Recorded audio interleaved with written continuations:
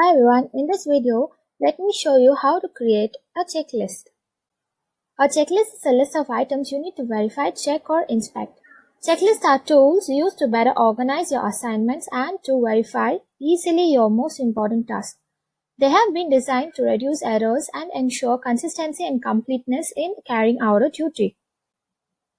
What is a checklist? A checklist is created to indicate a list of tasks to be done by a mechanic for a particular job. For example, let's say we have a service package for cars which includes a bubble wash, oil check, electrical wire check, etc.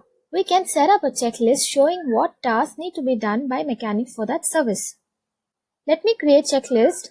Once you log in, go to setting. Below the job card, you find the checklist. Here, you can create all the checklists. Add a checklist. Let me label this as oil check and create. Similarly, you can repeat the same process for all other lists you want to create here. Now, let's see how checklist works.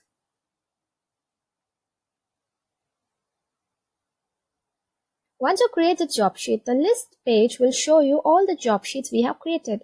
Go to Action and Print Checklist. Now you see the corresponding task of checklist for the respective job sheet to the mechanic.